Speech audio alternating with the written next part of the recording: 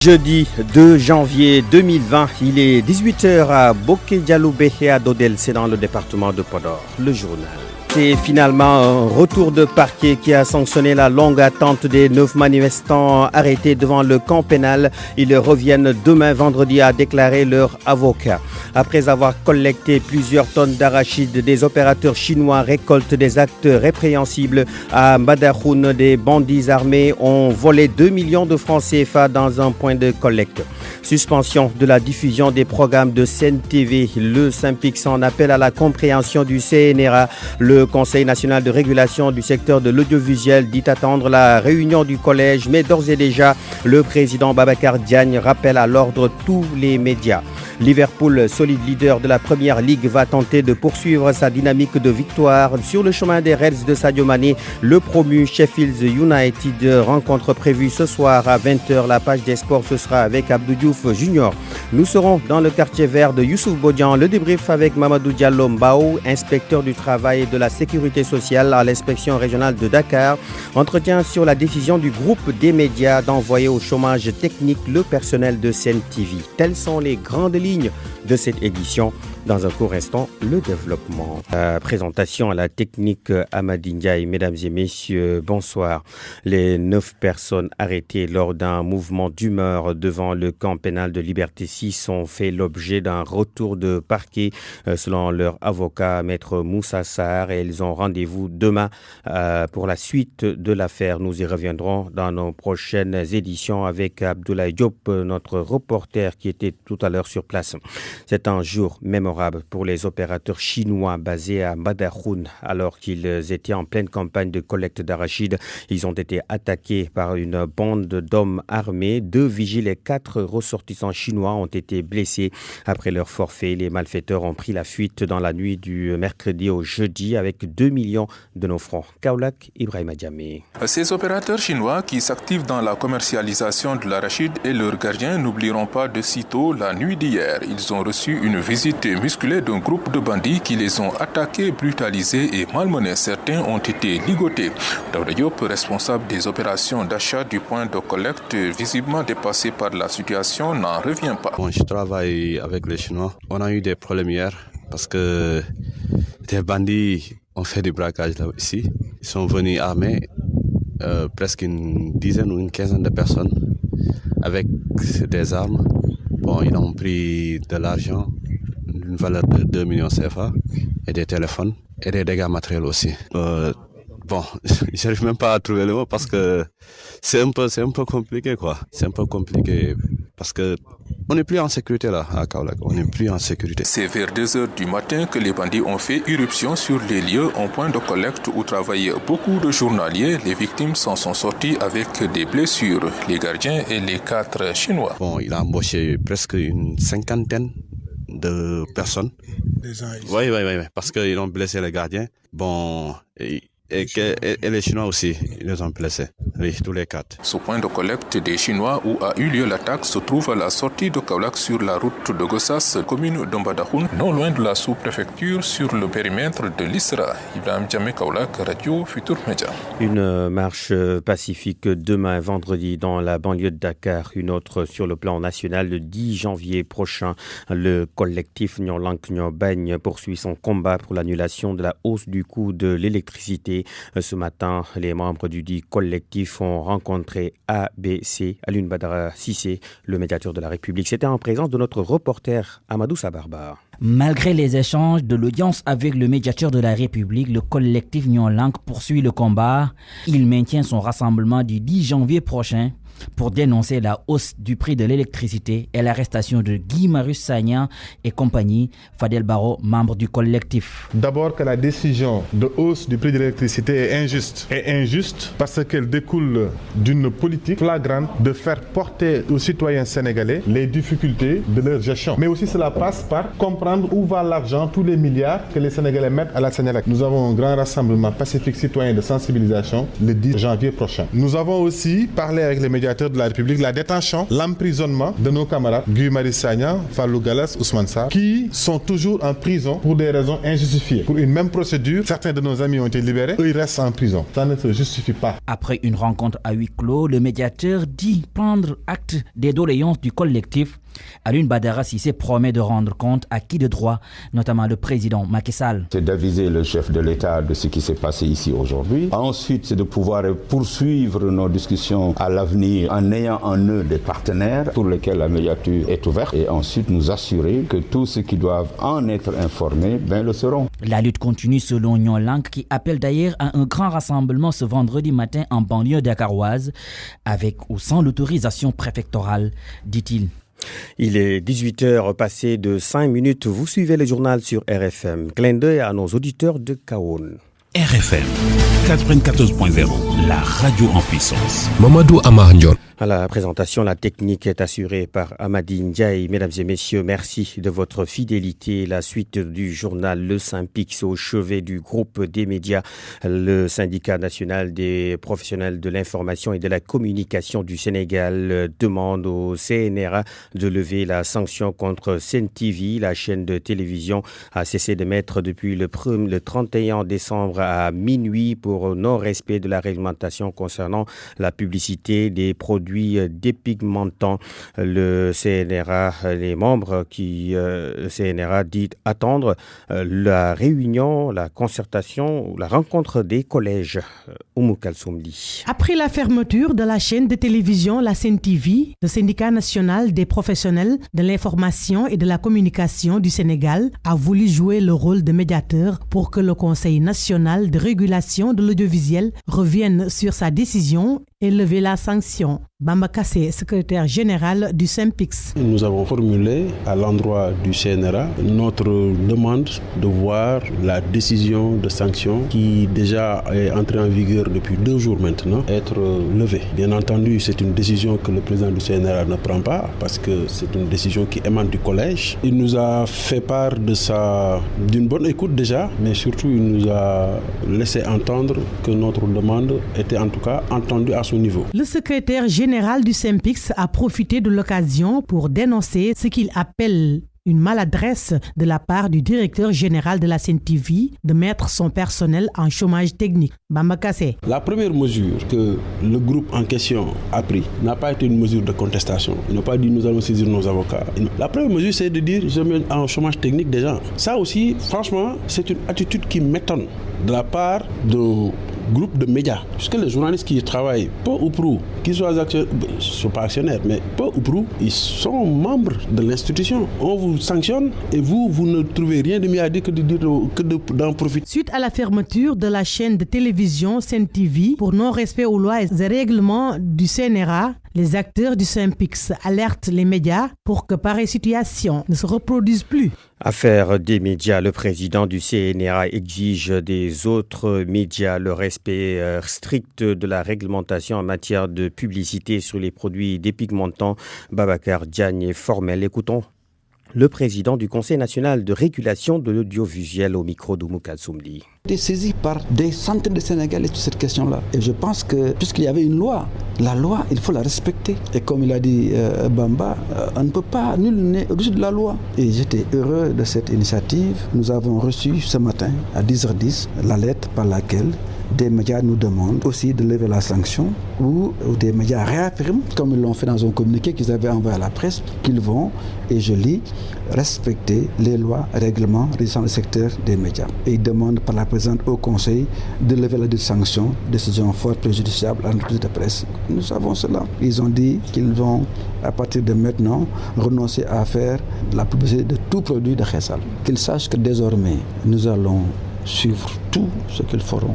Et franchement, certaines dérives, certaines déviations ne seront pas tolérées. Encore une fois, nous préférons privilégier le dialogue, la concertation. Mais quand nous serons obligés, nous prendrons des sanctions. À l'instant, Babacar Diagne, le président du CNRA, le Conseil national de régulation de l'audiovisuel, les populations de Moyenne et Farhan sont mécontentes. À l'origine, un projet de lotissement qui ne trouve pas leur assentiment et elles sont sorties ce matin dans la rue pour exiger la protection de leurs terres cultivables. Leur porte-parole, Adjouma Diouf, interrogé par Babacar Diouf. Ce collectif est là aujourd'hui pour montrer son indignation par rapport à un lotissement qui a été entrepris par la mairie de Diourbel. Un jour, nous sommes surpris de voir les véhicules de la mairie en train de lotir nos terres. Et nous avons demandé le pourquoi. Ils ont dit qu'ils vont lotir les terres. Nous avons saisi la personne qui est de droit, c'est-à-dire le maire. Et cette maire nous a dit que le lotissement n'est pas pour vous. Alors que nous sommes surpris, je l'ai dit tantôt, de voir que ce lotissement a été jusque sous nos lits. Et si ce lotissement est jusque sous nos lits et que le maire en question dit que la population de Mbakane n'en fait pas partie, c'est parce qu'il veut tout simplement dire que nous allons déménager. Vu le rapport entre la population et ces terres, c'est-à-dire le lien social qui tisse la population et ces terres, nous ne pouvons pas admettre une telle situation. C'est pourquoi nous sommes là aujourd'hui, pour montrer que nous sommes indignés. Nous ne serons jamais d'accord, j'ai dit jamais d'accord, pour que ce lotissement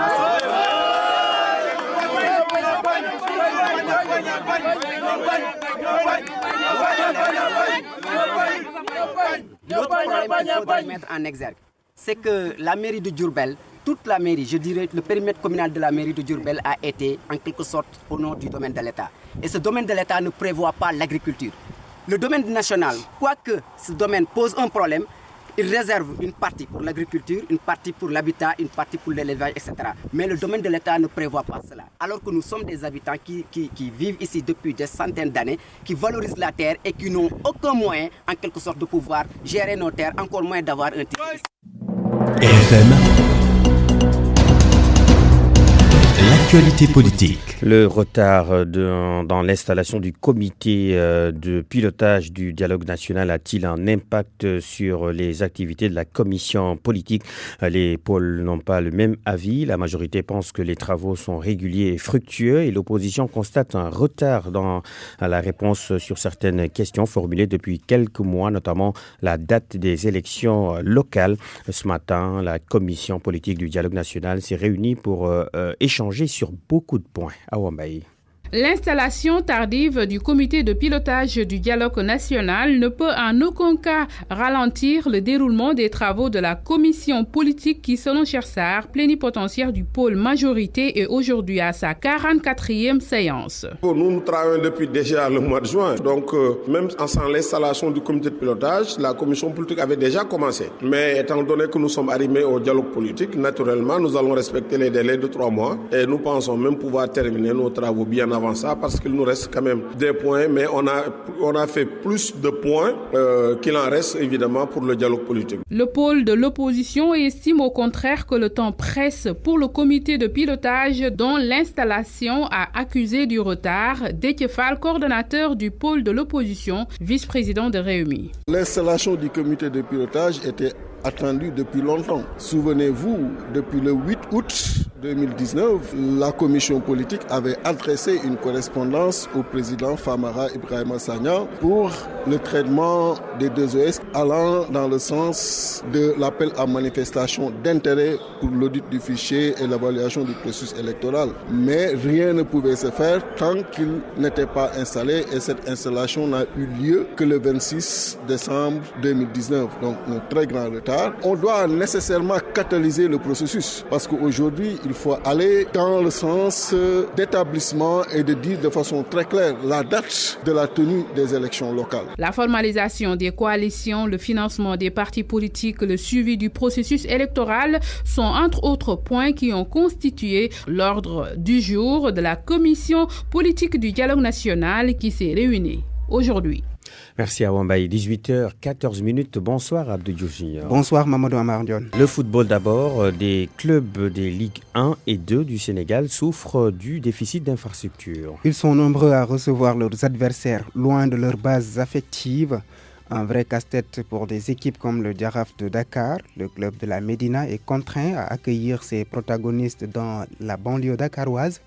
Le manque à gagner est considérable pour les Verts et Blancs. Nous écoutons à ce propos le cri du cœur de Youssou Dial. Il est le président de la section football du Jaraaf de Dakar. Il s'entretient avec Cheikh Tidiane Diagne. Le manque d'infrastructures actuellement à Dakar pose énormément de problèmes aux équipes de Dakar en général et plus particulièrement au Jaraaf de Dakar. Ce manque d'infrastructures, je ne dirais pas manque, mais donc la non-disponibilité des infrastructures sportives à Dakar nous pose problème et cela impacte négativement sur les performances de l'équipe, mais aussi sur les finances du club. Comme vous le savez, les équipes de première division aujourd'hui n'ont pas en fait beaucoup d'entrées financières. Les recettes des matchs constituent quand même un secteur non négligeable de notre budget. Mais soyons clairs, c'est qu'aujourd'hui, nous ne comptons plus donc ces recettes, d'autant plus qu'aujourd'hui, nous sommes poussés à recevoir en dehors de notre base populaire, qui est la Médina, et nous recevons soit à Alassane Djigo, à Guédiawaye ou à Mbao. Et cela ne convient pas. Toutes les semaines, on est obligé de se réunir pour décider du stade où on va recevoir. Et même au niveau de la Ligue professionnelle, c'est un casse-tête pour le directeur exécutif de la Ligue pour programmer les matchs des équipes de Dakar. Nous espérons réellement que ce sera un mauvais souvenir d'ici quelques semaines. Mais aujourd'hui, les clubs professionnels, à l'image du Dakar, souffrent énormément de ce manque d'infrastructures. Youssou Dial, Niakhar pourrait ne plus avoir les mêmes problèmes que le Jaraaf de Dakar. Les équipes de Niakhar pourraient donc ne plus avoir les mêmes problèmes que le Jaraaf de Dakar et les clubs de l'élite. Le stade municipal va être livré dans les meilleurs délais. Il faudra tout de même que le conseil municipal érige un mur de clôture. Le maire de Niakhar, Amakodou Sène, a tenu ses propos au micro de Aminata Goudjabi.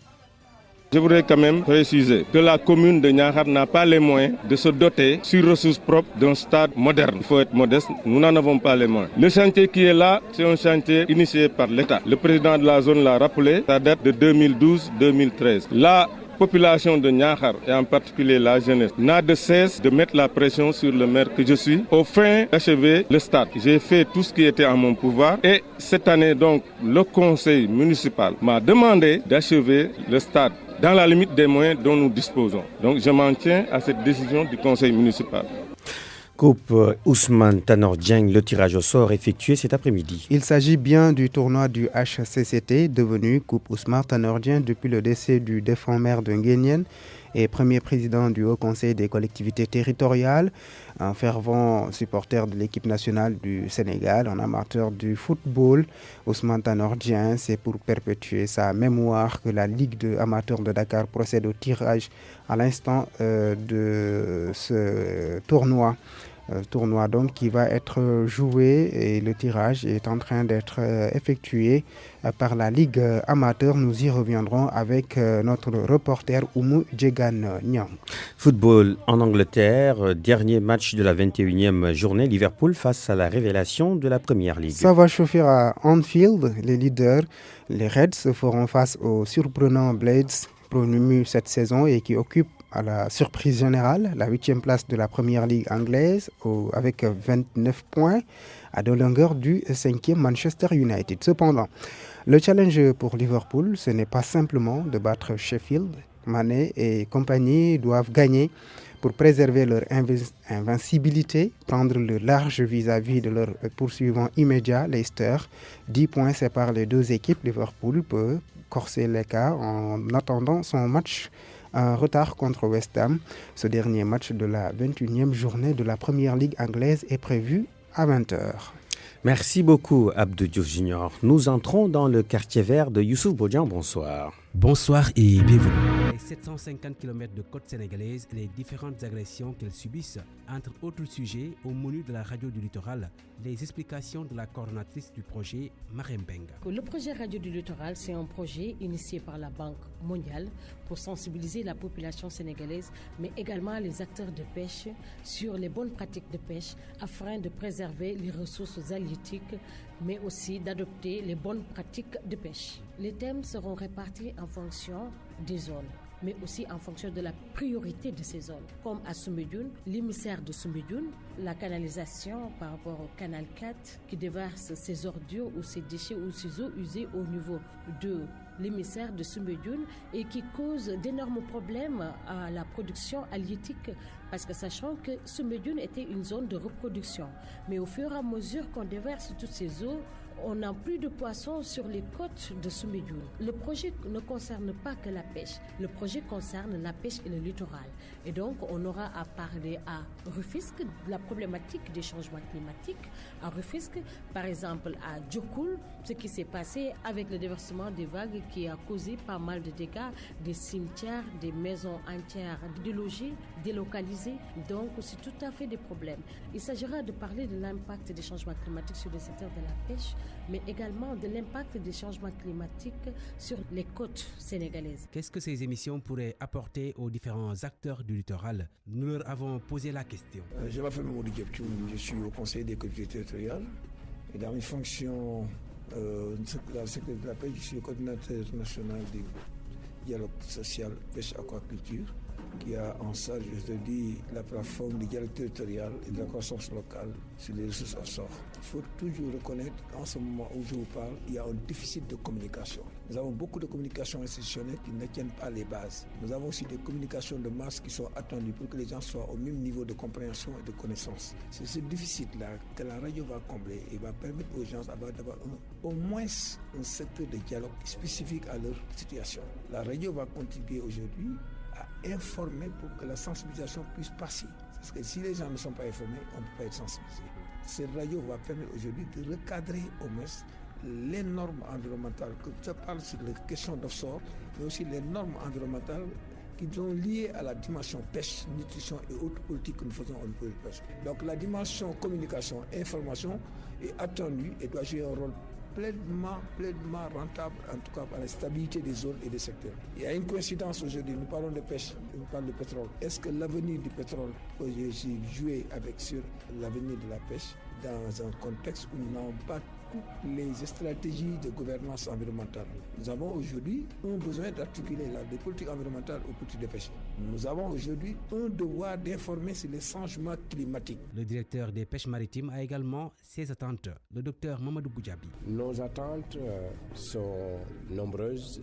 Des attentes d'abord à haut niveau, concertation entre acteurs de la pêche de manière générale, mais également entre le service des pêches déconcentrés. Je dis que dans ces concertations, il faudrait que peut-être on puisse inviter les communautés municipales avec lesquelles nous traitons de ces problèmes des acteurs du littoral, mais également les conseils au niveau départemental. Parce que avec l'avènement de l'acte 3 de la décentralisation, il faudrait que nous puissions tendre aujourd'hui, évoluer vers des mécanismes de gouvernance en conformité avec la loi. Elle va nous permettre de mieux communiquer, mais surtout de véhiculer ce que nous avons comme dispositif réglementaire, autrement dit les lois et règlements. Le projet Radio Littoral devrait durer 7 mois. Ainsi se referme ce premier numéro de Quartier Vert de l'année 2020. À la semaine prochaine, même heure, même quartier, même planète. Merci beaucoup Youssouf Bodian. 18h23, le débrief maintenant. Nous sommes en ligne avec Mamadou Diallo Mbao. Bonsoir. Bonsoir, M. John. Vous êtes inspecteur du travail et de la sécurité sociale à l'inspection régionale de Dakar. Vous avez suivi avec nous cette actualité liée à la suspension des programmes de la CNTV pour non-respect de la réglementation selon le CNRA, le Conseil national de régulation de l'audiovisuel. Mais ce qui a aussi suscité des interrogations, c'est la décision de la direction générale de D-Média de mettre au chômage technique le personnel de la chaîne de TV incriminée. Est-ce normal? Effectivement, M. John. Comme nous le savons, le chômage technique, c'est une possibilité qui est offerte à l'employeur en cas de nécessité d'une interruption collective de travail résultant de causes conjoncturelles ou de causes structurelles, telles que des accidents survenus au matériel, une interruption de la force motrice, un sinistre, des intempéries, une pénurie accidentelle de matières premières, d'outillage, de moyens de transport, Là, on dit que l'employeur peut, après consultation des délégués du personnel, décider de la mise en chômage technique de tout ou partie de son personnel. Que le contrat soit un CDD, c'est-à-dire un contrat à durée déterminée, ou un contrat à durée indéterminée. Donc, c'est bien possible pour un employeur de mettre une partie ou tout son personnel en chômage technique compte tenu de certaines réalités. Est-ce que la suspension des programmes est une réalité qui entre dans le cadre de votre logique? Effectivement, ça peut bien intégrer la liste là. Parce qu'il y a une nécessité d'interruption collective du travail. C'est réglementé par l'article L65 du Code du travail. Là, ce qu'il y a juste à préciser, c'est que l'employeur doit, si l'entreprise comporte des délégués du personnel, consulter les délégués. Mais notez que cet avis est juste à titre consultatif. L'avis ne lit pas, c'est-à-dire la décision, les déshydratants des travailleurs ne lit pas l'employeur dans ce cas-là. C'est juste à titre informatif. Et quelles sont les conséquences de cette décision que prévoit le Code du travail, c'est-à-dire le chômage technique? Là, c'est une suspension. Là, les contrats sont à l'état. On suspend le contrat de travail. En principe, si une convention, s'il n'y a pas de convention collective qui réglemente, c'est-à-dire si dans la convention de la presse, il y a une clause qui prévoit une rémunération ou bien des dispositions particulières par rapport au chômage technique, là, ce sont ces clauses-là qui s'appliquent. Mais s'il n'y a pas de disposition prévue à cet effet-là, là, on considère que le droit général, c'est-à-dire le droit commun, c'est qu'il n'y a pas de rémunération durant cette période-là. Il n'y a pas de rémunération. L'inspecteur doit juste être avisé, d'être informé des mesures envisagées. Très bien, bien clair. Merci beaucoup, Mamadou Diallo Mbao. Merci, M. Ndiol. Je rappelle que vous êtes inspecteur du travail et de la sécurité sociale à l'inspection régionale de Dakar. 18h26, c'est la fin de cette édition.